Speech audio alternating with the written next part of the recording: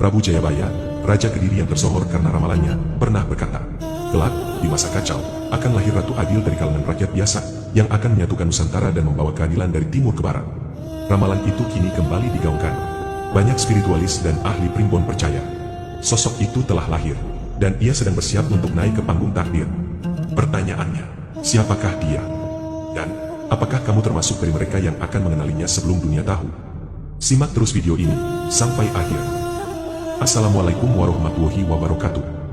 Sahabat lorong spiritual yang senantiasa menjaga getar batin dan cahaya hati, selamat datang kembali di lorong penuh misteri, di mana suara-suara masa lalu masih bergema, dan rahasia zaman bisa terkuak lewat petunjuk leluhur. Dalam sejarah Nusantara, nama Prabu Jayabaya tak pernah redup. Beliau bukan sekedar raja, tetapi seorang resi agung, peramal spiritual yang dipercaya telah melihat zaman jauh ke depan. Zaman ketika bumi Nusantara dilanda kekacauan, namun akan diselamatkan oleh satu sosok yang disebut Ratu Adil. Ratu Adil bukanlah tokoh fiksi.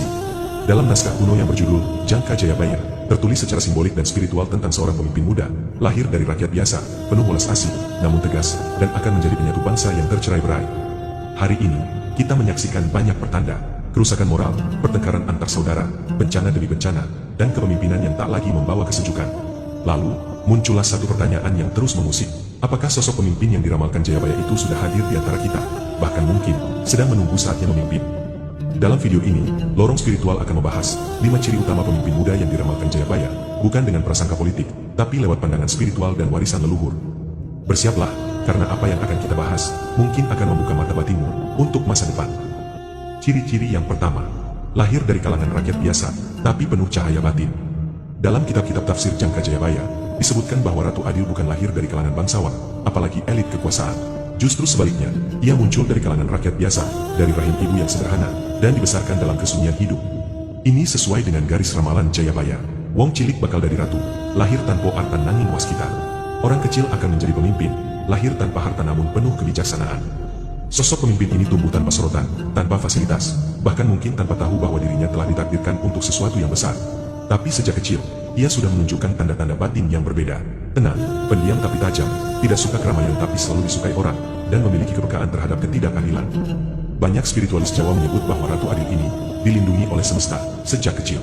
Tidak semua orang bisa mengenalinya, kecuali mereka yang memiliki mata hati. Ia tidak tampil mencolok, tidak mengejar popularitas, tapi ada aura ketenangan dan cahaya batin yang membuat orang lain merasa teduh di dekatnya. Dalam konteks Islam, sosok seperti ini sangat mirip dengan karakter para nabi dan wali. Lahir dari orang-orang biasa, namun sejak muda sudah dijaga dari kerusakan dan kesombongan dunia. Jika kamu mendengar ada anak muda yang tidak suka tampil, tapi selalu dijadikan panutan oleh orang sekitarnya, yang kata-katanya menyejukkan tapi tidak menggurui, dan yang hidupnya tidak mewah namun diselimuti kedamaian batin, bisa jadi, dia salah satu dari mereka yang dipilih oleh takdir besar. Karena dalam sejarah Nusantara, pemimpin sejati bukan dibentuk oleh sistem, tapi dilahirkan oleh semesta.